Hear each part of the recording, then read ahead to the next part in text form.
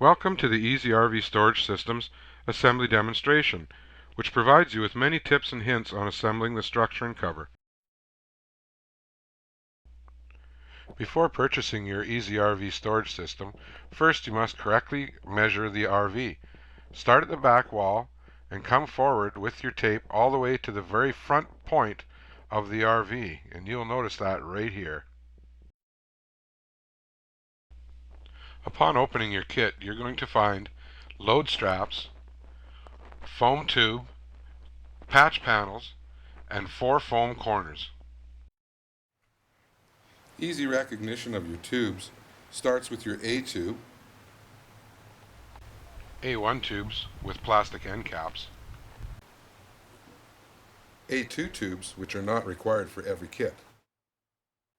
The C tube is recognized by having a push pin at one end and a slide joint at the other end. The C1 tube, the shorter of the two, is denoted by a slide joint and 11 push pin holes at the other end. The B tubes are recognized by having a slide joint at both ends. An error was made on our instructions showing the incorrect tube. The E tube is recognized by having a mounting foot on one end and a push pin on the other. The D tube is recognized by having a slide joint at one end and 8 push pin holes on the other. First part of assembly is to slide the C and C1 tubes together. Push in the pin, slide it all the way down until the pin pops out.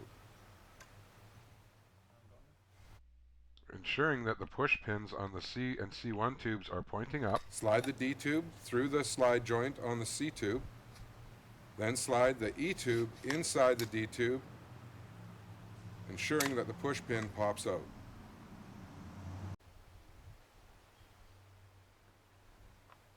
To find a close width for the assembly, go to the back of your trailer with the assembly, putting the assembly legs together on each side and squeeze together till the push pin pops in.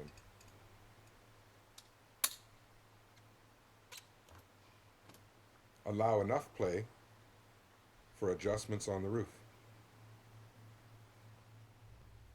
Continue this process till all C, C1, D, and E tubes are complete.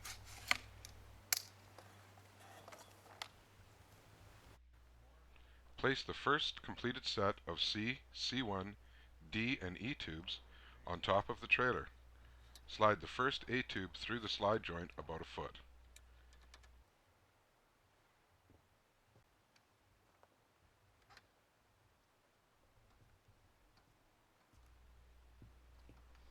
Now complete the process on the other side with the second A tube.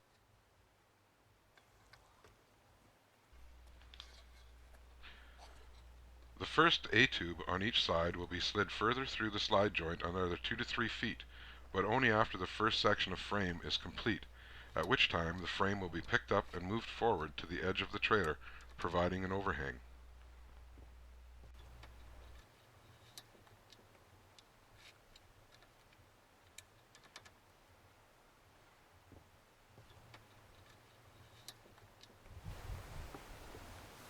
Now take the third A tube and slide it through the slide joints on the top of each B tube.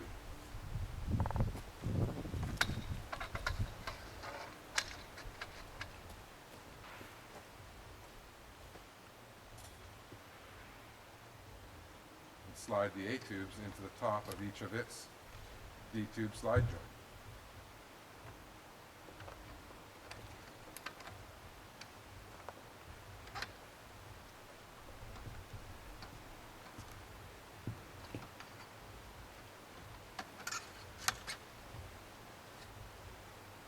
Now slide this set of B tubes, ensuring to do so evenly at the same amount of pace with each end so as not to bind the slide joints on the B and E tubes. Now that the first section is complete, you must slide the A tubes further through the first set of D tube slide joints. Once completed, pick up the frame and move it to the edge of the trailer, creating an overhang. to the 90-degree angle referred to in the owner's manual. Ensuring that the push pin clicks in to its place.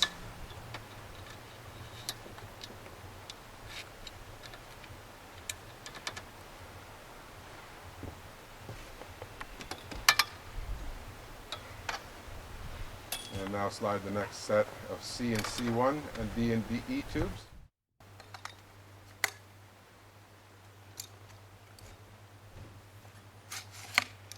Again, ensuring to slide them on far enough for the next set of B tubes.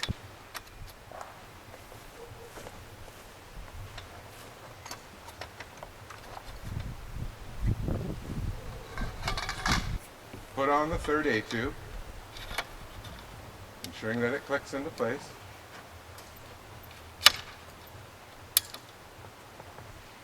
Now back up your B tube, ensuring that they go on evenly together at the same time so as not to bind.